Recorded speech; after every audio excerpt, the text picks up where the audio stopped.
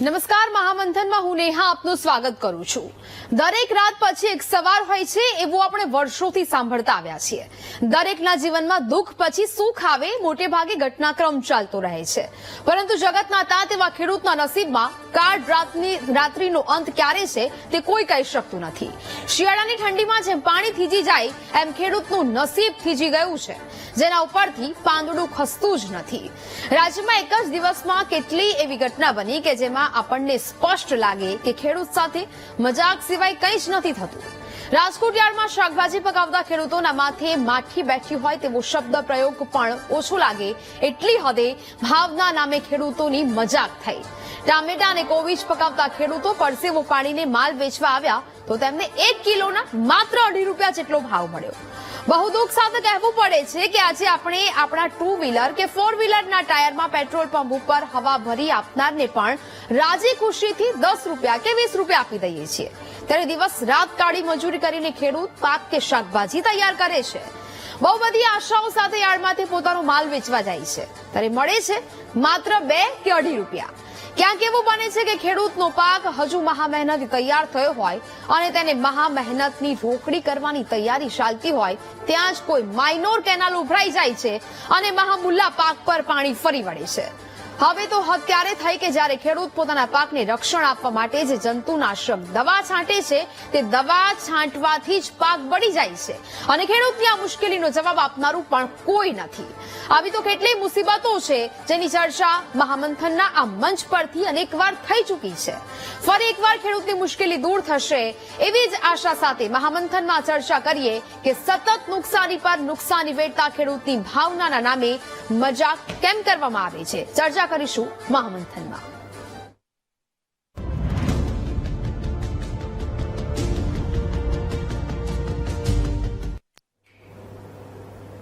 આપણા દેશમાં ખેડૂતોને લઈને બહુ મોટી વાતો થાય છે।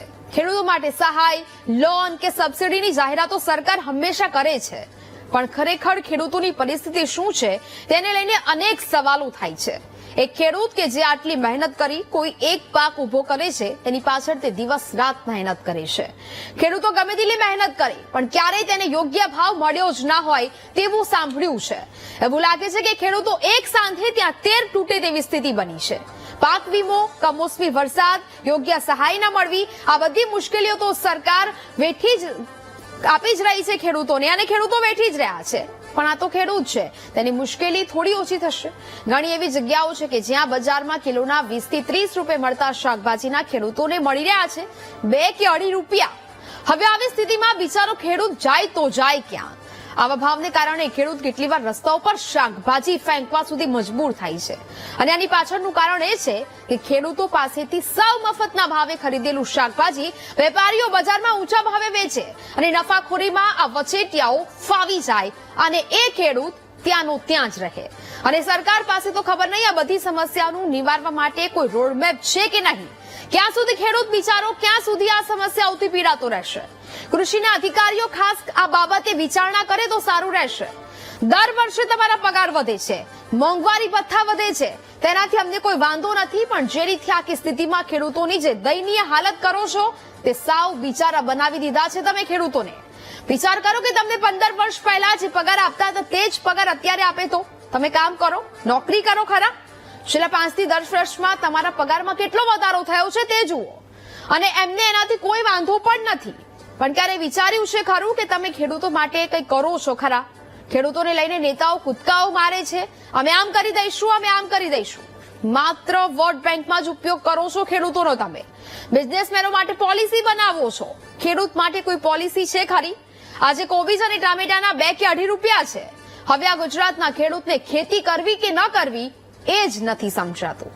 આ મોંઘા બિયારણો લાવવાના, ખેતી કરવાની, ટ્રાન્સપોર્ટેશનનો ખર્ચો, બિયારણ, મજૂરી, ખાતર, આ બધું જોવાનું ને પછી મળે તો શું કે 2 કે 2.5 રૂપિયા। ફેંકવી પડતી હોય તેવી શાકભાજી અને નેતાઓ અને સરકાર બધા જ આ તમાશો જુએ છે। ખેડૂતની અન્નદાતાનું વિરોધ તો મળી ગયું, પરંતુ અન્નદાતા 365 દિવસ પીસાતો જ રહ્યો છે। ક્યારેક બિયારણ નથી મળતું, ક્યારેક ખાતર, તો ક્યારેક જણસીના ભાવ। આ શાકભાજીના ખેડૂતો પરેશાન થયા છે ત્યારે નુકસાની વેઠતા ખેડૂતની ભાવનાના નામે મજાક કેમ? આ તમામ સવાલોના જવાબ મેળવવાનો પ્રયત્ન કરીશું આજના મહામંથનમાં. આપણી સાથે ગેસ્ટ જોડાયા છે. ખેડૂત અશોક મોલિયા આપણી સાથે જોડાયા છે. ભાજપ નેતા શૈલેષ પરમાર આપણી સાથે જોડાયા છે. કોંગ્રેસ નેતા ગિરધર વાઘેલા આપણી સાથે જોડાયા છે. તો સુરત એપીએમસીના ડિરેક્ટર બાબુભાઈ શેખ આપણી સાથે જોડાયા છે અને કિસાન સંઘના નેતા વિઠ્ઠલ દુધાત્રા આપણી સાથે જોડાયા છે. આપ તમામનું વીટીવી ન્યૂઝમાં સ્વાગત છે. સૌથી પહેલા તો અશોકભાઈ આપની પાસે આવવા માંગીશ. અત્યારે જે પ્રકારની પરિસ્થિતિ છે તે આપણે જોઈ રહ્યા છે. રાજકોટમાં એક બાજુ એ પરિસ્થિતિ આવી છે કે ખેડૂતોએ જે ખેતી કરી છે, જે શાકભાજી વાવી છે, તેનો ખર્ચો છે તે પણ ખેડૂતોને નથી મળી રહ્યો. જે શાકભાજી હાલ માર્કેટમાં 30 થી 40 રૂપિયા 1 કિલોનો ભાવ બોલાતો હોય તેના ખેડૂતોને અત્યારે 2 કે 2.5 રૂપિયા મળી રહ્યા છે. પરિસ્થિતિ શું છે આખરે માર્કેટની?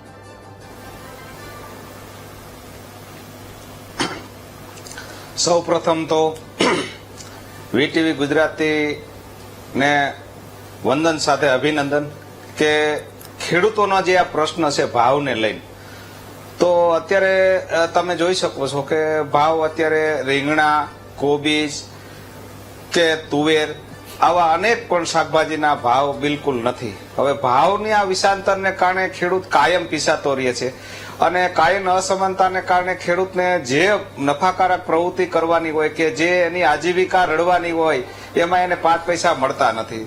દાખલા તરીકે જ્યારે વરસાદનો માહોલ હોય ત્યારે વરસાદની નુકસાની થાય છે, જ્યારે શિયાળો હોય ત્યારે હિમવર્ષાને લઈને પાક બળી જાય છે, શાકભાજીના છોડ બળી જાય છે.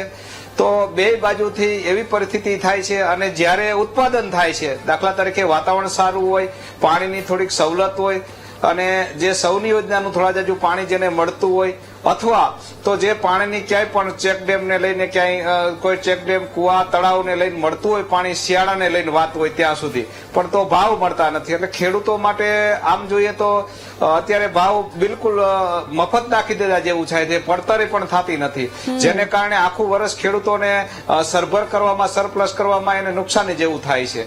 હવે એના માટે જો પાણીની જે વ્યવસ્થા હોય તો સારે ક્યારેક વીજળીનો પ્રશ્ન રહેતો હોય છે. એ બેનો જયારે પ્રશ્ન વ્યવસ્થિત થાય તો ભાવને લઈને થતું હોય તો આજની તારીખમાં તમે જુઓ તો બધા શાકભાજી વિભાગમાં દરેક અત્યારે એએમસીમાં ક્યાંય સબ્જીના ભાવ ક્યાંય પણ એવા બધા છે નહીં કે જે ખેડૂતોને પોસાય. અત્યારે ટમેટા 2 રૂપિયા 3 રૂપિયા કિલો જાય છે, તો સામેની બાજુ પાછો પ્રશ્ન એવો છે કે જે સિટીની અંદર જ્યાં માલ જાય છે કે જ્યાં તેનો માલ લોકો લઈ જાય છે ત્યાં 30 રૂપિયા 25 રૂપિયા 30 રૂપિયા કિલો માલ વેચાય છે. તો આ ડિફરન્સ છે એ પણ ભાંગવો જોઈએ, જેથી કરીને ખેડૂતોને 5 પૈસા, આપણે એમ નથી કહેતા ખેડૂતોને આસમાનને કિલો જાય, પણ કાયમ માટે ટકી રહીએ, કાયમ એને વાવેતરમાં પોસાય તો એ વિશેષ વસ્તુ બને એવી જોગવાઈ થવી જોઈએ, એવી પોલિસી બનવી જોઈએ. સરકારશ્રીની અમુક મર્યાદા હોય છે, પણ છતાંય એમાં ખેડૂતોનો જયારે પ્રશ્ન આવે તો એ અંદાતા છે અને ખેડૂતો શાકભાજી વિના પણ ચાલવાનું નથી. તો એના માટે ખાસ અમારી ખેડૂતોની એવી માંગણી છે કે કાયમ માટે ભાવ સરખા જળવાઈ દે તો અમે કઈક વાવીએ. દાખલા તરીકે એક વર્ષે ભાવ સારા મળ્યા હોય તો ખેડૂત વાવે તો બીજા વર્ષે મફત જાય, એટલે માલનો પણ ભરાવો થાય છે. આ એક વિષમતા છે એ દૂર થાય. કાયમ માટે ક્ષેત્રફળ મુજબ અથવા તો વિસ્તારવાદ કાયમ ભાવ રહે, આવી વ્યવસ્થા ગોઠવાય, આવી પોલિસી ગોઠવાય તો ખેડૂતોમાં વધારે ફાયદો થાય. બીજી બાજુ કે જયારે બિયારણ અમે લેવા જાય છીએ તો બિયારણે આસમાને કંપનીઓના ભાવ હોય છે, કારણ કે ઈ શોર્ટિંગ કરી એનું બિયારણ એમાં ભેળસેળ કરી અને આજે 2-3 વાર વાવવું પડે તો કંપનીમાં જે છે એ નફાકારક પ્રવૃત્તિઓ કંપનીઓ કરે છે, તો ખેડૂતોને તો કાયમમાં મુશ્કેલી જ ઉભી થાય છે અને એને લીધે પણ ખેડૂત પીસાય છે. બિલકુલ થી એટલે વિઠ્ઠલભાઈ, સમયાંતરે આપણે જોતા આવ્યા છીએ કે જ્યાં એક સાંધવું અને 13 તૂટે તેવી પરિસ્થિતિ ખેડૂતોની થઈ રહી છે. સતત ક્યાંક કેનાલો તૂટી રહી છે ને તેને કારણે ખેડૂતોના ખેતરો પાણીથી ભરાઈ જાય છે, તૈયાર થયેલો એ પાક છે તે નિષ્ફળ જવાની ભીતિ. બીજી બાજુ આ પ્રકારે શાકભાજીના બજાર ભાવ કે જ્યાં 30 થી 40 રૂપિયા મળતા હોય અને ત્યાં ખેડૂતોને માત્ર ને માત્ર 2 કે 2.5 રૂપિયામાં સમજાવી દેવામાં આવતા હોય, તો પછી આટલી બધી પરિસ્થિતિ સરકારને કેમ નથી દેખાતી? અત્યાર સુધી કોઈ નીતિ કેમ નથી ઘડવામાં આવતી? માત્ર વોટ બેંકમાં ખેડૂતોનો ઉપયોગ ક્યાં સુધી? અત્યારે ભાવની બાબતની અંદર અનેક વિષમતાઓ છે અને પરિસ્થિતિ સામે ખેડૂતો ઝૂઝી રહ્યો છે. એમાં ખાસ કરીને અત્યારે જે ઉત્પાદન કરેલા માલના જ્યારે ભાવ ન મળે ત્યારે ખેડૂતમાં વ્યાપક પ્રમાણમાં નિરાશા વ્યાપી જતી હોય છે. આ ભાવ ન મળવાના અનેક પરિસ્થિતિ, અનેક પરિબળો કામ કરતા હોય છે. એમાં ખાસ તો જ્યારે ખેડૂત માલ વેચવા જાય છે એ ક્યારેક વેપારીઓની સિન્ડિકેટ, માર્કેટ યાર્ડમાં થતું શોષણ આ પણ જવાબદાર છે. મને ખ્યાલ છે કે ઘણા વર્ષો પહેલા માર્કેટ યાર્ડની અંદર 8 થી 10% કમિશન લેવામાં આવતું. ત્યારે અમે કિસાન સંઘે સમગ્ર ગુજરાતની અંદર સરકારમાં રજૂઆતો કરી, તો રજૂઆતોની તો એવી અસર થઈ કે સરકારે શાકભાજી અને ફળને માર્કેટ નિયંત્રણમાંથી જ બહાર કાઢી નાખ્યા. એટલે એમાં જેટલું કમિશન તમારે લેવું હોય એટલું વેપારીને છૂટ આપી દીધી. ખરેખર તો વ્યાપાર ઉપર માર્કેટ ધારો જે રાજ્ય સરકારનો છે એની ઉપર ઘણા બધા નિયંત્રણો હોય છે. એ નિયંત્રણ શાકભાજી અને ફળ ફૂલાદીમાંથી સરકારે કાઢી નાખ્યા. એટલે હવે મન પડે એવી રીતે ખેડૂતોનું શોષણ માર્કેટ યાર્ડની અંદર થાય છે. આના વિકલ્પો પણ છે, નથી એવું નથી. અત્યારે સરકાર દ્વારા એફપીઓ ની રચનાઓ કરવામાં આવી છે અને એક ઓર્ગેનિક એફપીઓ, શાકભાજીના પણ એફપીઓ કરી અને ખેડૂતો જો એકત્રિત થઈને અને માલની વેચાણની વ્યવસ્થા કરે તો વચેટિયાઓ જે ભાવ લઈ જાય છે, આગળ જ વાત થઈ કે 2-2.5 રૂપિયા ટમેટા અને કોબીજનો ભાવ છે, પણ ગ્રાહકને તો લગભગ 20-25 કે 30 રૂપિયાથી નીચે મળતો નથી. તો આ વચ્ચેનો ગાળો છે. આપણે એવું નથી કહેતા 25-30 રૂપિયા ખેડૂતને મળે, પણ અડધા પણ મળે, 15 કે 20 રૂપિયા મળે તો પણ ખેડૂત ટકી રહે. 2-2.5 રૂપિયામાં તો ટકવાનો સવાલ જ નથી. ખેડૂત નિરાશ થશે ને આવતે વર્ષે વાવશે નહીં, એટલે આવતે વર્ષે ભાવ એ જ જણસીના ભાવ 50 કે 100 રૂપિયા થઈ જાય. એટલે આ ત્યારે ખેડૂત પાસે માલ નહીં હોય. આ વિષમ પરિસ્થિતિની અંદર જવાબદાર જે કોઈ હોય છે પણ ખેડૂતોએ વચ્ચેથી રસ્તો કાઢીને આમાંથી કેમ બચવું, માર્કેટ યાર્ડનો ત્યાગ કરી દો. અત્યારે મને ખ્યાલ છે ઘણા બધા જિલ્લાની અંદર ખેડૂતો ઓર્ગેનિક શાકભાજી કે જણસ વાળીને અમરેલી, જુનાગઢમાં, રાજકોટની અંદર, કચ્છની અંદર પણ દર રવિવારે એક માર્કેટ ભરે છે. એ માર્કેટની અંદર પોતાની જણસ પોતાને ભાવે વેચાય છે. તો પોતાની જણસ પોતાને ભાવે વેચવા માટેનું ભલે ઓર્ગેનિક નહીં તો પેલું પણ તમે એક માર્કેટ ઉભું કરો અને એક સ્થાન નક્કી કરો કે આ ખેડૂત સીધો જ ગ્રાહકને માલ વેચશે. આવી રીતે વડોદરાની અંદર પણ પ્રયોગ થયા છે. વડોદરાની અંદર દરેક ઘરે ખેડૂતોનું એક ગ્રુપ બની અને ઘરે ઘરે 12 મહિના માલ સપ્લાય પોતાને ભાવે કરી રહ્યું છે.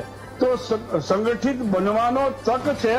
સંગઠિત બનશે તો ચોક્કસ ખેડૂતોને ભાવ મળશે. બિલકુલ જી, ચોક્કસ. બાબુભાઈ, હવે સવાલ અહીંયા એ થઈ રહ્યો છે કે પરિસ્થિતિ અત્યારે ખેડૂતોની કફોડી બની છે. માર્કેટની સ્થિતિ હાલ શું છે? કારણ કે શાકભાજીના ભાવ એ હદે ગગડી રહ્યા છે માર્કેટ યાર્ડમાં, કે ખેડૂતો હવે કરે તો કરે શું, જે પ્રકારની પરિસ્થિતિ અત્યારે જોવા મળી રહી છે. કારણ કે બજારમાં સાવ અલગ ભાગે શાકભાજી વેચાય છે અને ખેડૂતોને કંઈક અલગ પૈસા મળી રહ્યા છે. નેહાબેન, અત્યારે જો જોવા જઈએ તો દર વર્ષે શિયાળામાં શાકભાજીના ભાવો નીચા જ આવતા હોય છે. કારણ કે શિયાળો એટલે એ શાકભાજીના પાકની સિઝન કહેવાય. પરંતુ આ વર્ષે ખેડૂતોની કમનસીબી કે અત્યારે ટમેટા અમારા સુરત માર્કેટ યાર્ડની વાત કરીએ તો જથ્થાબંધ ભાવે 5 થી 6 રૂપિયા કિલો વેચાઈ રહ્યા છે. એવી જ રીતના કોબીજ પણ 5 થી 6 રૂપિયા પ્રતિ કિલોએ વેચાય છે અને ફ્લાવર એ 6 થી 8 રૂપિયા પ્રતિ કિલોએ વેચાય છે. પરંતુ આમાં જો આપણે કોઈ સરકારનો આમાં દોષ કાઢીએ કે પછી કોઈ વેપારીઓનો દોષ કાઢીએ એ યોગ્ય નથી. એનું કારણ છે કે જ્યાં જેની જરૂરિયાત કરતા વધારે જથ્થામાં માલની આવક થાય એટલે સ્વાભાવિક છે કે બજારો નીચા થઈ જ જાય. આજથી 3 મહિના પહેલા ટમેટા 800 થી 1000 રૂપિયા પ્રતિ 20 કિલો અમારી માર્કેટોમાં વેચાયા. હવે સ્વાભાવિક છે કે ખેડૂત એ વિચારો પણ એક આશાએ ખેતી કરતો હોય, એને પણ આશા હોય છે કે મને 2 પૈસા મળે, કારણ કે એ એના ઉપર જ નિર્ભય હોય છે. એટલે આપણા ત્યાંના ગુજરાતના ખેડૂતોએ એ ભાવો જોઈને આજથી જે 2-3 મહિના પહેલા વેચાયા અત્યારે પુષ્કળ પ્રમાણમાં ટામેટાનું વાવેતર કરી દીધું. એવી જ રીતના કોબીજનું બી પુષ્કળ પ્રમાણમાં વાવેતર કરી દીધું. ફ્લાવરનું જે હિંમતનગર પાસે પ્રાંતિજ જે સાબરકાંઠા ડિસ્ટ્રિક્ટમાં આવે છે ત્યાં મબલક પાક થઈ ગયો અને જે રિટેલમાં જે વેચાણ થાય છે એની પ્રક્રિયાને બી આપણે ન્યાબેન સમજવી જોઈએ. કારણ કે છૂટક વેચનાર એ અમારા યાર્ડમાંથી 5 થી 7 રૂપિયા પ્રતિ કિલો ખરીદે, એને પછી લઈ જઈને છૂટક બજારોમાં, એટલે પહેલા તો એને માર્કેટમાં કમિશન, મજૂરી બધી ચૂકવવાની થતી હોય છે, અને એ પછી એનું ટ્રાન્સપોર્ટેશન, અને એ જયારે પેક દાગીનો ખરીદે એમાંથી 3 રીતથી એ 3 વક્કલ પાડે અમારી ભાષામાં, 1 નંબર, 2 નંબર, 3 નંબર. હવે કદાચ એ 5 રૂપિયાની વસ્તુ ખરીદેલી એમાંથી થોડી ઘણી એ 15 રૂપિયા કિલો બી વેચતો હશે, અમુક 10 રૂપિયા કિલો બી વેચતો હશે, અને અમુક 8 રૂપિયા કિલો બી વેચતો હશે. ખરેખર શાકભાજી વેચનાર એને પણ પોતાનું જીવન ચલાવવાનું છે, એ ગ્રસ્ત જીવનનો જ હોય છે. અને નેહાબેન, જો શાકભાજીમાં આટલી બધી કમાણી હોતે તો શાકભાજીના વેપારીઓ આજે કરોડોપતિ થઈ જતે, પરંતુ આપણે જોઈએ તો શાકભાજીનો વેપાર એકદમ નીચલી કક્ષાના લોકો જ કરે છે, અને એનું આ જ કારણ છે કે એમાં એટલું બધું માર્જિન હોતું નથી. હા, કમાય છે, હું એમ નથી કહેતો કે નથી કમાતા, પરંતુ એ એટલું જ એને કમાણી થાય છે, એનું જીવન નિર્વાહ ચાલે, કારણ કે એને બી બચ્ચાઓ ભણાવવાના હોય, એને બી ઘરમાં મોબાઈલ હોય, એને બી પત્ની હોય, એટલે એને પણ આ વસ્તુ લાગુ પડે. બીજું, અત્યારે મારા એક ભાઈ કહેતા હતા કે ખેડૂતોમાંથી કમિશન કપાય, તો અમારા સુરત એપીએમસીમાં કોઈ જાતનું ખેડૂતમાંથી લાગુ નથી કરાતું, નથી કમિશન કપાતું, નથી મજૂરી લેવાતી, નથી માર્કેટ ફી લેવાતી. હા, પણ સરકારશ્રીએ જે શાકભાજીને નિયંત્રણમાંથી મુક્ત કરી દીધી છે, તો હું સરકારશ્રીના આપના માધ્યમથી વિનંતી કરીશ કે શાકભાજીને નિયંત્રણમાં રાખે તો પ્રાઇવેટ માર્કેટો ન બને, અને પ્રાઇવેટ માર્કેટો ન બને અને એપીએમસીના અંડરમાં જો હોય તો એ કાયદા, કાનૂન, નીતિ, નિયમથી દરેક વસ્તુ થાય. કારણ કે એપીએમસી એક એવી વસ્તુ છે કે કોઈ બી ખેડૂતના ન્યાય થતો હોય અને એ ફરિયાદ કરે એટલે તરત જ એના ઉપર પગલા ભરવામાં આવે છે. જે વેપારીઓ હોય છે એમનું લાયસન્સ સસ્પેન્ડ કરવા સુધીની એપીએમસી ને સત્તા હોય છે. છેવટે હું એટલું જ કહીશ કે આ શાકભાજી વેચનારા જો એટલું બધું જો કમાઈ જતા હોતે તો આજે ઉજળિયાત વર્ગ આ વેપારમાં આવી જતે, પરંતુ શાકભાજીનો હંમેશ વેપારી નીચલા વર્ગમાંથી જ આવે છે, એ કમાય છે, પોતાનો જીવન નિર્વાહ ચાલે છે, એ કરોડોપતિ નથી બની જતો. બેન, ઓકે, એટલે જીવન નિર્વાહ માટે કમાય છે, તો પછી જો આ પરિસ્થિતિનું નિર્માણ થતું હોય કે એ ખેડૂત છે કે જે શાકભાજીનું નિર્માણ કરે છે ને લોકો સુધી આ શાકભાજી પહોંચાડે છે, તે લોકોને જો આ પ્રકારની મુશ્કેલીઓ, તેમનું ઘર પણ ન ચાલે. અરે બાબુભાઈ, મેઇન વાત તો અહીંયા એ છે, મહત્વની વાત, કે ટ્રાન્સપોર્ટેશનનો ખર્ચ પણ તે લોકોનો નથી નીકળતો. જે બિયારણ લાવે છે મોંઘા ભાવે, ખેતી કરે છે, મજૂરી કરે છે, તેટલો ખર્ચ પણ ન નીકળે, તો પછી આ શાકભાજીની ખેતી કરવા માટે કોઈ ખેડૂત તૈયાર જ નહીં થાય. પછી એક સમય એવો આવી જશે તો પછી લોકો શું ખાશે, લોકો સુધી શું પહોંચશે? સાચી છે, પરંતુ આમાં ખેડૂતો પર કશું નથી કમાતા અને શાકભાજી છૂટક વેચનારો પણ એટલો બધો નથી કમાતો. ખેડૂત એ ખરેખર સરકારશ્રીએ કંઈક નીતિ નક્કી કરવી પડશે કે અમુક હેક્ટરમાં આ વિસ્તારમાં આટલું કોબીજનું વાવેતર કરે, આ વિસ્તારમાં આટલું, અને તે આપણા દેશમાં, આટલા મોટા દેશમાં આ શક્ય નથી. કારણ કે અત્યારે જો આપણે જોવા જઈએ તો કોબીજ અને ફ્લાવર ગુજરાતમાં પણ ઉત્પાદન થયું અને મહારાષ્ટ્રમાં પણ થયું. હવે મહારાષ્ટ્રથી બી માલ આવે છે અને ગુજરાતથી બી માલ આવે છે, અને માલ વધારે પડતું ઉત્પાદન થઈ જવાના કારણે અત્યારે બજારો એટલા ડાઉન છે. હું માનું છું, કબૂલ કરું છું કે ખેડૂત આમાં કશું જ કમાતો નથી અને મજૂરી પણ મળતી નથી. ખરેખર તો ખેડૂત એ વચારો ખેડૂત, અને આપણે ખેતી પ્રધાન દેશમાં રહીએ છીએ, તો એમના માટે સરકારશ્રીએ બી કંઈક વિચારે. અને મેં તમને કીધું એમ, જો આને નિયંત્રણમાંથી મુક્ત કરે, અમુક પ્રાઇવેટ માર્કેટો બની ગઈ છે જ્યાં ગમે તેવી રીતના ખેડૂતોનું શોષણ થાય છે, તો નિયંત્રણમાં લઈ દરેક એપીએમસીમાં જ આ વસ્તુઓ વેચાય તો ખેડૂતોનું કંઈક અંશે ભલું થશે. ઓકે શૈલેષભાઈ, આ સમગ્ર પરિસ્થિતિથી આપ વાકેફ હશો એવી આશા હું રાખું છું, કારણ કે આ પ્રકારેની એકદમ બિલકુલ દયનીય હાલત ખેડૂતોની બની છે. બિચારા બાપડા એ ખેડૂતોને કહેવા પડે છે, અને આખરે એ ખેડૂત કે જેને આપણે અન્નદાતાનું બિરુદ આપીએ છીએ, 365 દિવસ અન્નદાતાનું બિરુદ મેળવતો એ ખેડૂત રજળપાટ કરે, શાકભાજીના ભાવ માટે, ક્યાંક નકલી દવાઓ માટે, બિયારણ માટે લાઈનોમાં ઉભો રહે, સહાય મેળવવા માટે તેને રજળપાટ કરવો પડે, તો પછી એ ખેડૂતની આટલી બધી દયનીય સ્થિતિ આપણા દેશમાં કેમ? ખાસ કરીને ગુજરાતમાં આ પ્રકારનું વર્તન ખેડૂતો સાથે થતું હોય તો પછી એ ખૂબ જ શરમજનક વાત કહી શકાય આપણા રાજ્ય માટે. નેહાબેન, પ્રથમ તો વીટીવીના માધ્યમથી અમે સ્વીકારીએ છીએ કે ખેડૂતોને અત્યારે વેજીટેબલ એટલે કે શાકભાજીના ભાવ પૂરતા મળી નથી રહ્યા. એના કારણો ખૂબ છે, પણ સુરતમાં જે પ્રકારે ટમેટા અને કોબીજનો ભાવ છે, ગોંડલમાં જે પ્રકારે ટમેટા અને કોબીજનો ભાવ છે, અમદાવાદમાં ટમેટા અને કોબીજ અને બીજું મરચા અને બધું ભાવ છે એ 5 થી 6 રૂપિયા એવરેજ ગણીએ તો કોબીજ 5 થી 6 રૂપિયા અને ટમેટા પણ 5 થી 6 રૂપિયા. અમદાવાદમાં ટમેટાનો ભાવ 8 થી 12 રૂપિયા જેટલો છે અને કોબીજનો ભાવ 8 થી 10 રૂપિયા જેટલો છે. પણ આખરે આ જે બધા ભાવ છે એ અત્યારે ઘટેલા છે, પરંતુ આ જે ટમેટા છે એ એકી સાથે આવ્યા છે. ડિમાન્ડ અને સપ્લાય એનો નિયમ આમાં લાગુ પડે છે. એટલા માટે કે શાકભાજી જે છે એ પેરિસેબલ આઇટમ છે, એને જાજો ટાઈમ રાખી નથી શકાતી, એને બગડવાની પણ બીક છે. જે રીતે દૂધ છે એ રીતે જ શાકભાજીની પણ એ જ પરિસ્થિતિ છે.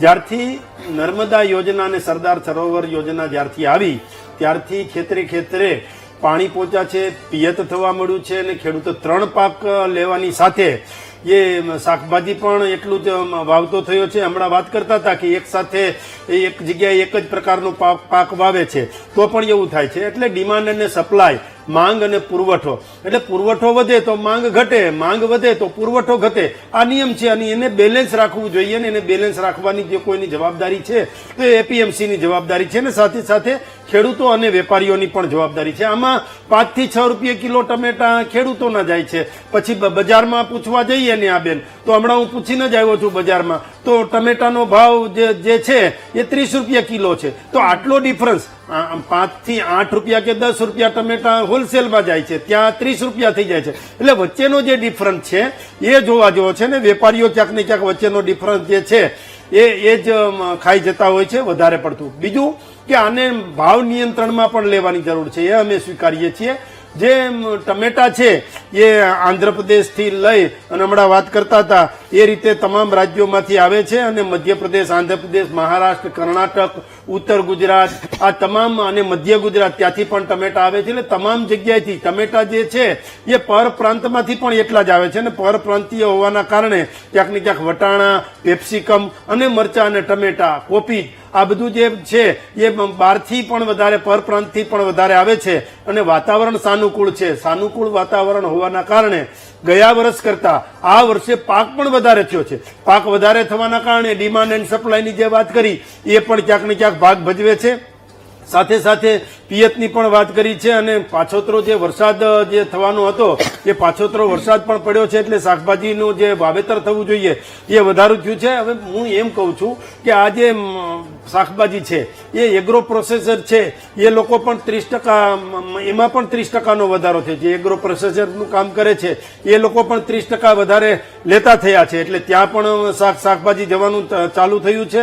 બીજું કે ફક્ત વેચાણ જે છે એ માર્કેટ યાર્ડમાં જાય. માનો કે માર્કેટ યાર્ડ છે એપીએમસી, એમાં વેચાણ જ થાય. કોઈ દુકાનદાર આવી અને ત્યાં લઈ જાય એવું બને નહીં, એ ગુનો બને. એ માનો કે કોઈ વ્યક્તિ હોય ત્યાં માર્કેટ યાર્ડમાં દલાલ છે તો એ વેચાણ કરી આપે. ખેડૂતોને 2 વખત પૂછવામાં આવે છે કે ભાઈ આ તમારા ટમેટા, તમારી કોબીજ, તમારા મરચા, તમારા જે વટાણા છે એનો ભાવ આટલો આવે છે, તમારે એ દેવું છે. ત્યારે ખેડૂત હા પાડે પછી જ દેવાતું હોય છે. પરંતુ આનો ઘણા ઉકેલો હશે, પણ એમાંનો એક ઉકેલ જે છે એ ફાર્મ ટુ ફૂડ, ખેતરમાં જ ફૂડનું જે શેડ છે એ નાખવામાં આવે. જે રીતે કોટન ટુ ક્લોથ અને કોટન ટુ ફેશન એ પણ તે માનો કે આ ટ્રાન્સપોર્ટેશનનો જ ખર્ચ એટલો વધી જાય છે. સરકારે આ ટ્રાન્સપોર્ટેશનનો ખર્ચ ઘટાડવા માટે માનો કે અમદાવાદ શહેર છે તો જુદી જુદી જગ્યાએ નાના નાના શેડ બનાવી દીધા છે કે શાકભાજી ત્યાં ત્યાં વાંચે એટલે ટ્રાન્સપોર્ટેશનનો જે ખર્ચ છે એ બચી જાય અને એમાંથી ખેડૂતોને કંઈક ફાયદો થાય એ દિશામાં પણ ચાલ્યા છે.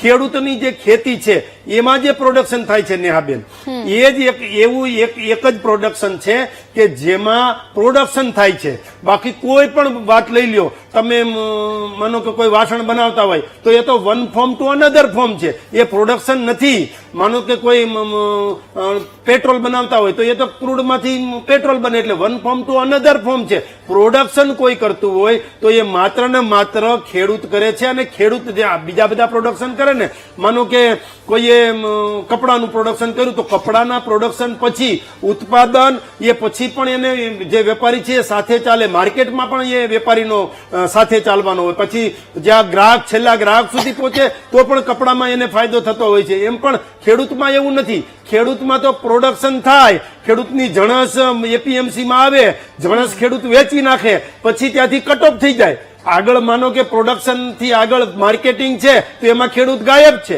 માનો કે ગ્રાહક જે છે, વાપરનારો ગ્રાહક જે ગૃહિણીઓ, ત્યાં ખેડૂત ગાયબ છે. ખેડૂતને અધવચ્ચેથી કટ કરી દેવામાં આવે છે. એ જ મોટી તકલીફ છે. અને બીજી તકલીફ એ છે કે માનો કે ખેડૂત છે તો એ પકવવામાં, અમે ખેડૂતના દીકરા છીએ એટલે અમને ખબર છે કે કેટલી વિશેષો થાય છે. માનો કે 1 એકરે ટમેટા વાવ્યા હોય તો એમાં 200 કેરેટ સુધીનો ટમેટા થાય ને કોક બગડેલા હોય એમાં સારા લેતા હોય. પણ ગુજરાત સરકાર અને કેન્દ્ર સરકાર, નરેન્દ્રભાઈ મોદીની જે નીતિ છે કે ખેડૂત જે છે એ એક્સપોર્ટ કરતો થાય અને પોતાના જે વેજીટેબલ છે, શાકભાજી છે, ફ્રૂટ છે કે કોઈ પણ પ્રકારની જણસ છે કે મિલેટ છે એ અહીંથી એક્સપોર્ટ કરે અને એને એક્સપોર્ટના ભાવ મળે એ દિશામાં. કારણ કે ખેડૂતોએ ફાર્મ ટુ ફૂડ ચાલુ કરવાની જરૂર છે. જેમ કે ટમેટા છે તો ટમેટામાંથી સોસ બનાવવાનું, માનો કે મેં હમણાં એ જ કહ્યું ને કે ખેડૂત જે છે એ ટમેટામાંથી સોસ બનાવે, ટમેટામાંથી ચિપ્સ બનાવે તો મૂલ્યવર્ધક થઈ જાય. ટમેટામાંથી સોસ બનાવતા વાર ના લાગે, જે રીતે ટમેટા ઉત્પન્ન કરવામાં વાર લાગે. એટલે જ કહીએ છીએ ને કે ખેડૂત જે છે પોતાની જણસ ઉત્પન્ન કરવા માટે 4 થી 5 મહિના મહેનત કરે અને જે પ્રોસેસિંગ કરે છે, જે પ્રોસેસરો છે એ 15 દિવસમાં પ્રોસેસ, માત્ર 15 દિવસના અંતર માટે ખેડૂત રહી જાય છે. એટલે પ્રોસેસિંગ કરવાનું, માનો કે બટેટા છે તો બટેટાની ચિપ્સ બનાવવાનું કારખાનું પણ ખેડૂત ત્યાં રાખી શકે, એના માટે પણ યોજના છે. શેડ માટે પણ યોજના છે. ખેડૂતને પોતાના ઓજાર લેવા હોય, મશીનરી લેવી હોય એના માટે પણ યોજના છે. અનેક પ્રકારની યોજના છે. યોજનાનો લાભ લઈ અને ખેડૂત, હું તો કહું છું આગામી દિવસોમાં આ વેપારી જે છે ને એ શબ્દને કાઢી, વચેટિયા શબ્દ કાઢી જ નાખવાની જરૂર છે. બટેટા વાવ્યા તો બટેટાની ચિપ્સ પોતાના ખેતરની નજીક અથવા આજુબાજુ જ કરી નાખો. માનો કે ટમેટા વાવ્યા તો ટમેટાની ચિપ્સ, પેપ્સિકમ ટમેટા જે છે તો પોતે જ એક્સપોર્ટ કરતો થાય, પોતે જ એમાંથી મૂલ્યવર્ધક બનાવીને કમાય. એ દિશામાં પણ ચાલવું પડે. પરંતુ અત્યારે એ સ્વીકારવું પડે આપણે નેહાબેન કે ક્યાંક ને ક્યાંક અત્યારે ખેડૂતોને પોતાના શાકભાજીના ભાવ મળતા નથી. અને ખેડૂત છે એ જગતનો તાજ છે. એ નારાજ થાય એટલે કંઈક જે બાબતો હોય એના ઉપર અસર થતી હોય છે. એટલે આગામી દિવસોમાં આના ભાવ પણ મળશે એ દિશામાં પણ સરકાર ચાલી રહી છે. પીએમસીઓને પણ સૂચનાઓ આપી છે. અને જે પ્રકારે એમએસપીની પણ હમણાં વાત કરતા હતા, પણ એમએસપીના દાયરામાં જે 23 જણસો છે એમાં શાકભાજી ક્યાંય આવતું નથી. એટલે શાકભાજી પેરિસેબલ આઇટમ હોવાના કારણે ક્યાંક ને ક્યાંક ભાવ વધઘટ થતા હોય છે. મને આશા છે કે આગામી દિવસોમાં ભાવો વધશે. આ જે ભાવો જે ખેડૂતોને ઓછા મળે છે ને એ માત્ર ને માત્ર ક્ષણિક છે. ક્ષણિક હોવાના કારણે આગામી દિવસોમાં ભાવો વધે એવી શક્યતાઓ અમે જોઈ રહ્યા છીએ. ઓકે, ચલો ગિરધરભાઈ, હવે સવાલ તો અહીંયા એ થાય છે કે ક્યાંક નર્મદા વિભાગ ઊંઘી રહ્યું છે, ક્યાંક કેનાલોના પાણી સીધા ખેતરોમાં જતા રહે છે, ક્યાંક દવાઓ પણ જે પાક રક્ષણ માટે છાંટવામાં આવતી હોય છે અને તે જ પાકને નુકસાન પહોંચાડે, પાક બાળી નાખે. આવી 1-2 ઘટનાઓ આપણા ધ્યાનમાં આવી અને ત્યારબાદ ખેડૂતોના એક બાદ એક નિવેદનો સામે આવ્યા કે શાકભાજીના ભાવ જ્યારે બજારમાં 30 થી 40 રૂપિયા બોલાતા હોય અને એ જ શાકભાજીના ભાવ જ્યારે ખેડૂતોને 2 અને 2.5 રૂપિયા મળતા હોય તો પછી સવાલ તો અહીંયા થાય છે કે આ બિચારો અને બાપડો ખેડૂત ક્યાં સુધી આ બધી પરિસ્થિતિનો સામનો કરતો રહેશે? ગિરધરભાઈ. હા, એને મારી અગાઉના જેટલા વક્તાઓ સાંભળ્યા એના વખતથી મને એવું લાગતું હતું કે હું અર્થશાસ્ત્રના પ્રોફેસરને સાંભળું છું, હું ધાર્મિક નેતાને સાંભળું છું અને બિચારા સંગઠનના બિચારા આગેવાનને સાંભળ્યું.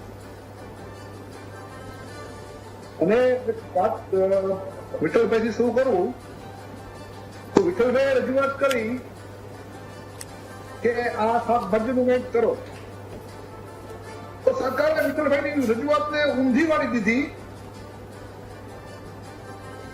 યાદીમાંથી જ કાઢી નાખી. આંદોલન કરવાની જરૂર હતી, બોલવાની જરૂર હતી. આ સરકારને જેણે આ ધંધો કર્યો છે એના વિરુદ્ધ આંગળી ચીંધવાની જરૂર હતી. પણ ખેડૂત આગેવાન જયારે સાચી વસ્તુ તરફ આંગળી ચીંધવાનું બંધ કરી દે ને ત્યારે ખેડૂતની આ હાલત થાય. કે આગેવાનને સાંભળ્યા કે ભાઈ હું એ વાતો સમજ છું કે વેચવા વાળો બહુ કમાતો નથી, પણ ખેડૂત ગુમાવે છે. 2 થી 3 મહિના જે પાકને વાવીને, જે પાક તૈયાર કરીને યાર્ડે જવાનું થાય ત્યારે ભાડું ન ઉપડે તો ખેડૂત નુકસાન કરે. અને ખેડૂત નુકસાન કરે છતાં કોઈનું પેટનું પાણી હલતું નથી. શૈલેષભાઈ અર્થશાસ્ત્ર શીખાડ્યું. શૈલેષભાઈ તમે તો આંદોલન કરતા હતા, કિસાન સંઘ બોડીઓ ખવડાવતો હતો, ત્યારે અર્થશાસ્ત્ર તો આ જ હતું. ત્યારે પણ આ જ પરિસ્થિતિ હતી. તમે જો વાત કરો છો એ પરિસ્થિતિ હતી, પણ ત્યારે તમે આંદોલન કરતા હતા, ત્યારે તમે ખેડૂતોને ઉશ્કેરતા હતા અને તમે ગાંધીનગર કૂચ કરતા હતા. કારણ ખેડૂતોનો તમારે પોલિટિકલ ઉપયોગ કરવો. જો પોલિટિકલ ઉપયોગ ના કરવો તો આજે બોલો, આજે દબાતા સ્વરે બીતા ના બોલો. એમ કયો કે નરેન્દ્રભાઈની પોલિસી છે એ પોલિસી બરોબર અમલમાં આવી નથી. નરેન્દ્રભાઈ 2022 ની વાત કરતા હતા એ 25 માં થયું નથી. ગુજરાતીમાં બોલતા શીખો તો ખેડૂતોનો અવાજ દિલ્હી સુધી કોઈના કાનમાં પહોંચશે. આજે ગોષ્ઠી પણ નથી. આપણે ખેડૂતોની સમસ્યાની વાત કરીએ છીએ. પણ આ સમસ્યા સાથે જોડાયેલું એક કાર્ય નાનકડો બહુ ટૂંકામાં કહી દઈશ. કવિ કલાપીએ ગ્રામ્ય માતા નામના એક કાવ્ય સંગ્રહમાં એક કાવ્ય લખ્યું છે. અને એક કાવ્યમાં એક રાજા છે એ શેરડીના પરખ છીપાવવા માટે શેરડીના વાડમાં જાય છે. એક માજી છે, વૃદ્ધ માજી, એ રાજાને શેરડી કાપી ગ્લાસ ભરી અને રસ પીવડાવે છે. રાજાને વિચાર આવે છે કે ઓહો, મારું ખેડૂત તો બહુ કમાય, તો ઓછો ટેક્સ લઉં છું. બીજો ગ્લાસ માંગે છે. બીજો ગ્લાસ જયારે શેરડી કાપે છે એક રસ આવતો નથી. ત્યારે 90 વર્ષના માજી કહે છે કે મારી ધરતી છે રસાતાર થઈ છે, કે મારો નૃપ છે દયાહીન થયો છે. અને આ નૃપ દયાહીન થયો છે, દિલ્હીનો શાસક દયાહીન થયો છે, ગુજરાતનો શાસક દયાહીન થયો છે. એના મારી પાસે કારણો છે. અને પેલું કારણ તો ખેડૂતો માટેની પાક વીમા યોજના હતી. નરેન્દ્રભાઈએ લાલ કિલ્લા ઉપરથી એને એનાઉન્સ કરી હતી. ગુજરાતની સરકારે ખેડૂતોની પાક વીમા યોજના બંધ કરી દીધી. કોઈ માઇન્ડ બોલતો નથી કે સરકારે ખોટું કર્યું છે, ખેડૂતો માટે પાક કર્યું છે. ગુજરાતમાં મુખ્યમંત્રી કિસાન સહાય યોજના નામની એક યોજના આવી હતી. આ યોજના સરકારે કાગળ ઉપર ચાલુ રાખી, વાસ્તવમાં બંધ કરી દીધી. કોઈ જૂનો આંદોલનકારી અત્યારે બોલતો નથી. એના પરિણામ એ આવે છે કે ખેડૂત છે નુકસાન થાય છે. યાર્ડની વાત થઈ કે યાર્ડમાં આમ થાય છે, તેમ થાય છે, પણ ભાઈ યાર્ડમાં આમ થાય, તેમ થાય, એમાંથી સુધારો લેવાનું કામ આપણું જ છે, આ સરકારનું જ છે. જે લોકો પોલિસી બનાવે છે, પોલિસી મેકરનું કામ છે કે યાર્ડમાં મુશ્કેલીઓ છે સુધારે. એ કરવું નથી. અને સાચી વાતને દબાતા બોલવું છે. અરે બોલો ને, ચોખ્ખે ચોખ્ખું બોલો ને. શૈલેષભાઈ કહે છે કે ખેડૂત છે, એના ખેતરમાં ટમેટા છે, એને મૂલ્યવર્ધક બનાવે. શૈલેષભાઈ, તમે તમારા ખેતરમાં મૂલ્યવર્ધક બનાવી શકો છો? ખેડૂત છે ખેતરમાં ઉભો ચિપ્સ બનાવે, કેવી તમે વાત કરો છો? એના માટેનું વ્યવસ્થા તંત્ર આપવું પડે. અને એવું વ્યવસ્થા તંત્ર ગુજરાતના કોઈ સેન્ટરમાં નથી. અને વ્યવસ્થા તંત્ર આપ્યા વગર ખેડૂત ચિપ્સ ના બનાવી શકે એ તો મોટા કારખાનાની જરૂર પડે. ટમેટામાંથી રસ બનાવીને ના કરી શકતા. અને આ પરિસ્થિતિમાં જયારે સાચી વાતને સાચી કહેતા બીક લાગશે, ખેડૂત આગેવાન છે એ બોલતા પણ જો વિશે ને તો કોઈ દિવસ ખેડૂતનું દર્દ પીટશે નહીં. ખેડૂતની જે સમસ્યા છે અને એ સમસ્યામાં જે રાજકીય સત્તાનું કારણ છે, સરકારની જે પોલિસી છે એ પોલિસીના પરિણામે જે ખેડૂત ભોગવે છે ને એ પોલિસી સામે આંગળી ચીંધવી પડશે અને વાત ખુલ્લી કરવી પડશે. બહેના ઓકે, ચલો હવે અશોકભાઈ, સવાલ અહીંયા એ થઈ રહ્યો છે કે જ્યારે પણ કોઈ એક સામાન્ય ખેડૂત છે કે જે શાકભાજીનું વાવેતર પોતાના ખેતરમાં કરે છે, કમસે કમ તેને કેટલો ખર્ચો થાય છે અને સામે તેને કેટલા પૈસા મળે છે? કારણ કે અત્યારે જે પ્રકારની સ્થિતિ આપણે તમામ લોકો જોઈ રહ્યા છે કે જેનો ખેડૂતોને 1 કિલોનો ટામેટાનો કે કોબીજનો ભાવ 2 થી 2.5 રૂપિયા મળતો હોય તો પછી ખેડૂતનો એ બિયારણનો કે મજૂરીનો કે ટ્રાન્સપોર્ટેશનનો ખર્ચ પણ નીકળે ખરા? આટલી સામાન્ય રકમ જો તેને મળતી હોય તો અશોકભાઈ?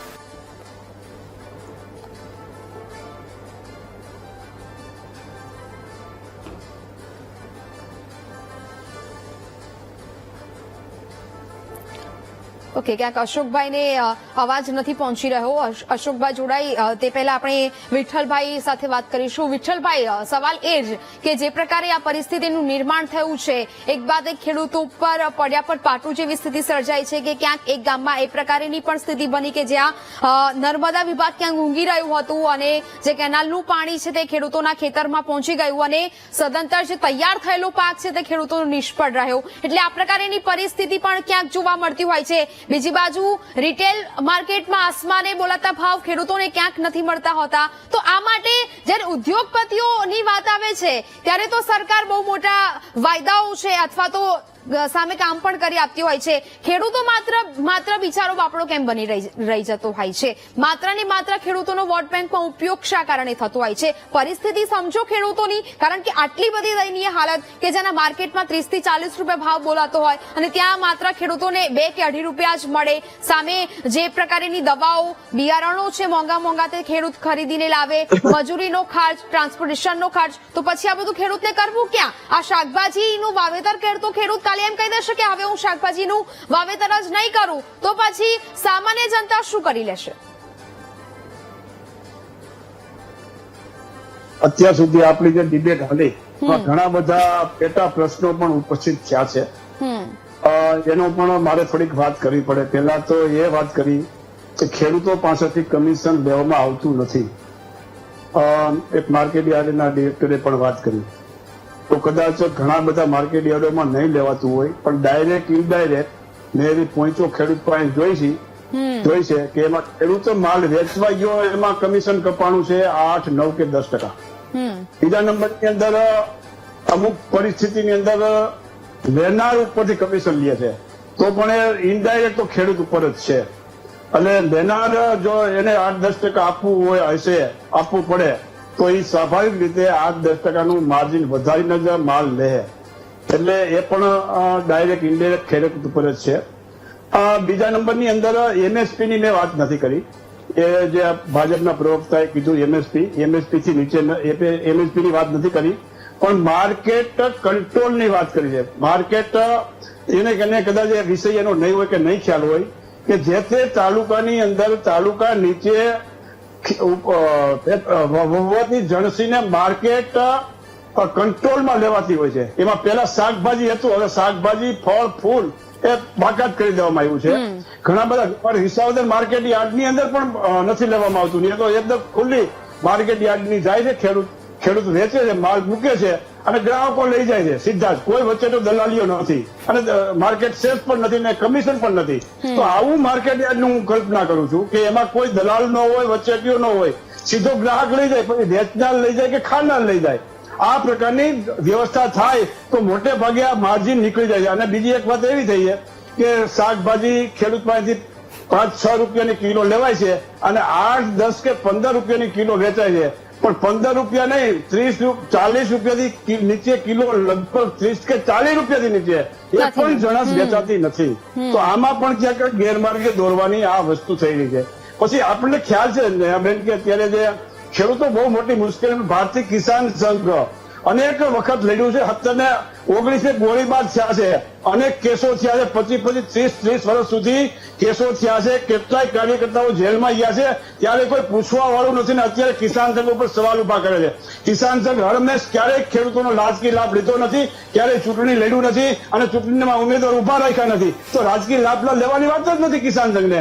કિસાન સંઘ તો ખેડૂતના હિતમાં જ કામ કર્યું હોય. જયારે ખેડૂતોની મુશ્કેલી આપણે આવી છે, ગમે એની સરકાર હોય, કેશુભાઈની સરકારમાં આંદોલન કર્યા છે, નરેન્દ્રભાઈ મોદીની સરકારમાં તમે ભૂતકાળ જુઓ, હું કહું છું ખોટું માનો પણ તમે ભૂતકાળ જુઓ, 2002 નરેન્દ્ર મોદીની સરકાર સામે આંદોલન કર્યા છે, ચિમનભાઈની સરકાર સામે આંદોલન કર્યા, અનેક સરકારો સામે આંદોલન કર્યા છે, ગોળીઓ ખાધી છે, લાઠીઓ ખાધી છે અને જેલમાં પણ કિસાન સંઘ ગયું છે અને ક્યારેય ચૂંટણી લડ્યું નથી, ચૂંટણીમાં પ્રચારો કર્યા નથી, કોઈ પાર્ટીને વિરુદ્ધમાં મતદાન કરવાનું કીધું નથી, કોઈ પાર્ટીની તરફેણમાં મતદાન કરવાનું નથી. તો આવી બે જવાબદાર પૂર્વકનું આવું વર્તન યોગ્ય નથી કિસાન સંઘ ઉપર. અને કિસાન સંઘ ઉપર હોય તો તમે કરો આંદોલન ને જેલમાં જાઓ, ખબર પડે તમને. કરી શકો આંદોલન તો કરો આંદોલન. કોઈ કિસાન સંઘ એવું નથી માનતું કે આ ખેડૂતો કિસાન સંઘ જ આંદોલન કરે. અને આખા ગુજરાતની અંદર કોઈ એનજીઓ, કોઈ રાજકીય પાર્ટી ખેડૂતને પ્રત્યે આંદોલન કરે છે તો દિલથી ટેકો છે અમારો. અમે કોઈ દિવસ એનો વિરોધ કરતા નથી. અને જયારે કિસાન સંઘ આંદોલન કરે છે ત્યારે ચારો બાજુથી વિરોધનો મંત્ર ફૂંકી છે. કિસાન સંઘે ક્યારેક આ સરકારની તરફેણ નથી કરી, તો શા માટે કિસાન સંઘ ઉપર આંગળી નીંદવામાં આવે છે, પણ એ સમજાતું નથી. ઓકે, ચલો અશોકભાઈ, સવાલ મારો એ હતો કે જે પ્રકારે શાકભાજીનું વાવેતર કરતો એ ખેડૂત છે, મોંઘા બિયારણ ખરીદવા, મજૂરી કે ટ્રાન્સપોર્ટેશનનો ખર્ચ અને તેની સામે તેને મળે માત્ર 2 કે 2.5 રૂપિયા, આમાં ખેડૂતનો ખર્ચો પણ નીકળે છે ખરા?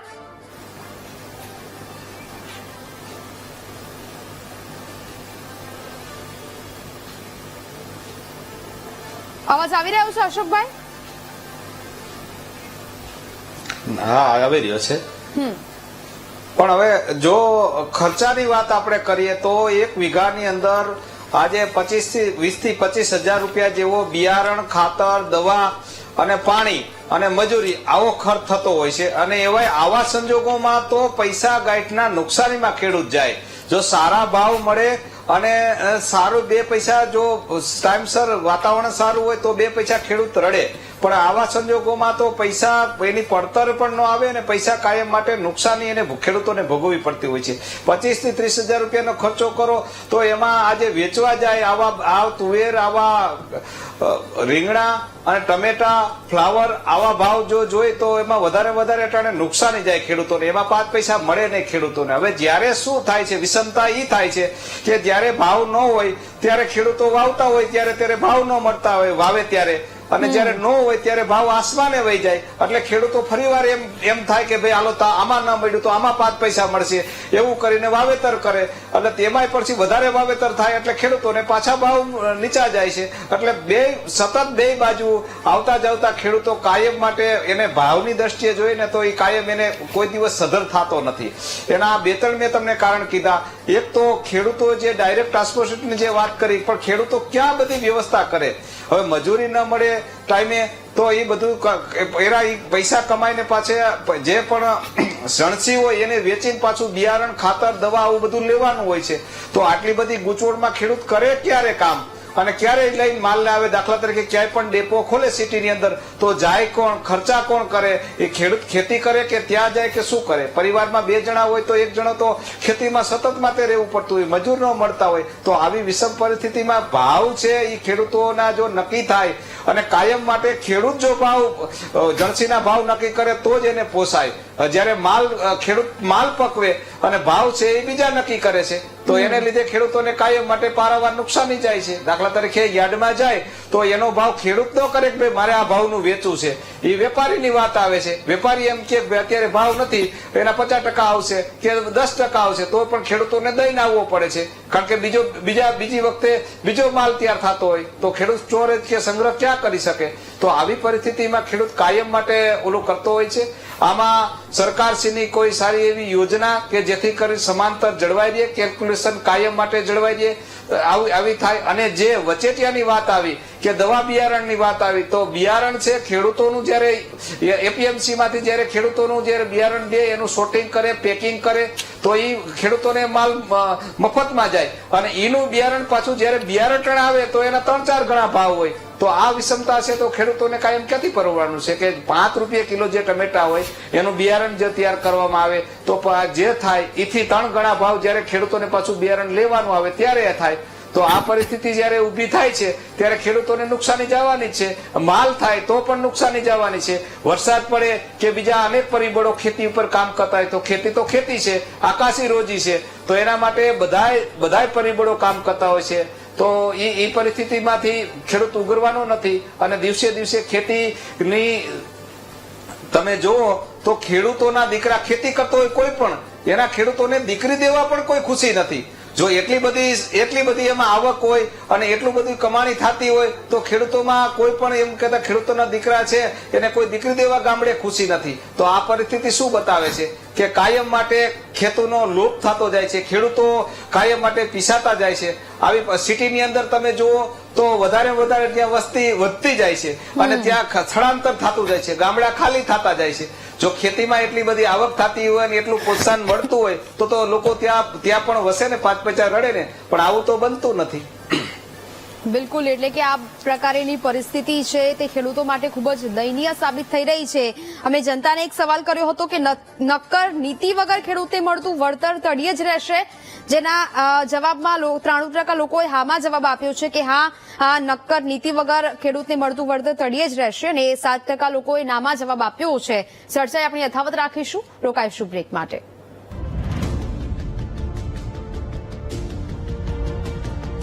Welcome back. એટલે કે કહી શકાય એવું કે એક બાજુ જે પ્રકારે ખેડૂતો પર એક બાદ એક પડતી મુશ્કેલીઓ અને તેની સામે જે બિચારોને બાપડો બનીને રહી ગયેલો ખેડૂત, તેની સામે સરકાર આખરે કઈ નીતિનો ઉપયોગ કરે છે અને કયો રોડમેપ એવો તૈયાર કરે છે.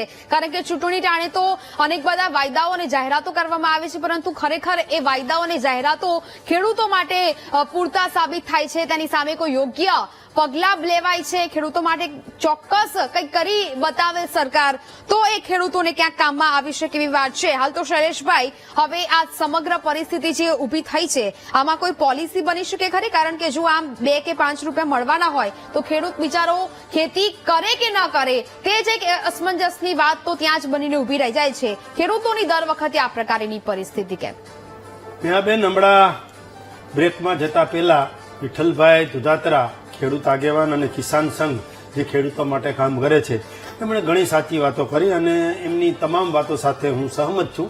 અને વિઠ્ઠલભાઈ, કોંગ્રેસ તમને કંઈ કહેતું હોય અથવા તો કોઈ કિસાન સંઘ ઉપર કંઈ બોલતું હોય તો એમને ક્યાંક ને ક્યાંક દુખે છે પેટમાં અને કૂટે છે માથું. કિસાન સંઘે ખેડૂતો માટે ભૂતકાળમાં કામ કર્યા છે અને અત્યારે પણ કરે છે ને ભવિષ્યમાં પણ. કિસાન સંઘ એક ખેડૂતોની સંસ્થા છે. એ સરકારનું કંઈ ભૂલ હોય તો પણ કે વિપક્ષની કંઈ ભૂલ હોય તો પણ કે ખેડૂતો માટે હિતનું કામ થાય એ કિસાન સંઘ કામ કરતું હોય છે, એ અમે સ્વીકારીએ છીએ. એક હમણાં ભાવ નિયંત્રણની પણ વાત કરી, એમાં એની સાથે પણ અમે સહમત છીએ કે ભાવ નિયંત્રણ જે નીતિ છે એ પણ લાવવી જોઈએ. ગિરધરભાઈએ કીધું કે ચિપ્સનું કારખાનું ક્યાં છે ને જે ખેડૂતો છે એ ઉદ્યોગ કઈ રીતે કરે છે, શું કરે છે.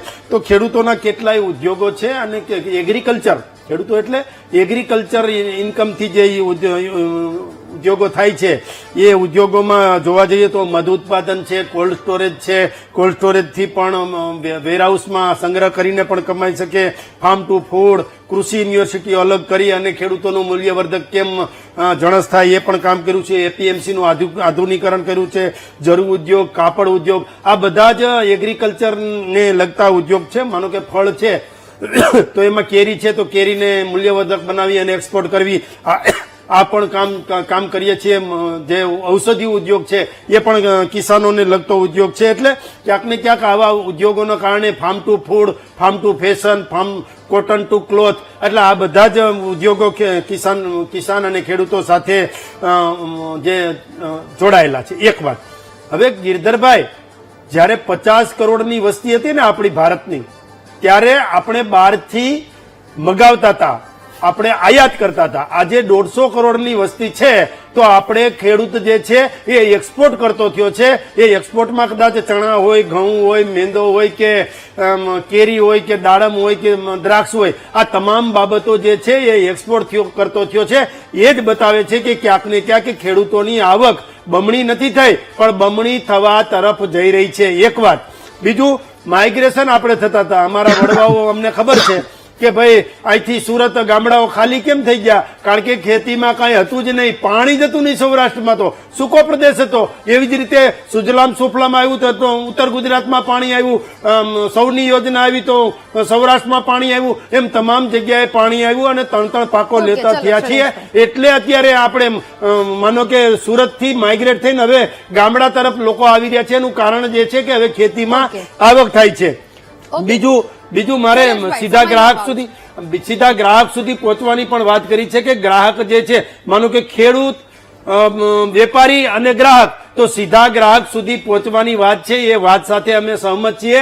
આગામી દિવસોમાં કઈ જે માનો કે આ યોજનાઓ કરવાની થશે તો કરીશું. પણ ગિરધરભાઈ તો એવી જ વાતો કરતા હતા કે જાણે કોંગ્રેસે મકાન બનાવ્યું છે અને ભાજપ આવી અને મકાન તોડી નાખ્યું, પાડી નાખ્યું, એટલે મકાન વિહોણા થઈ ગયા. એવી વાત નથી.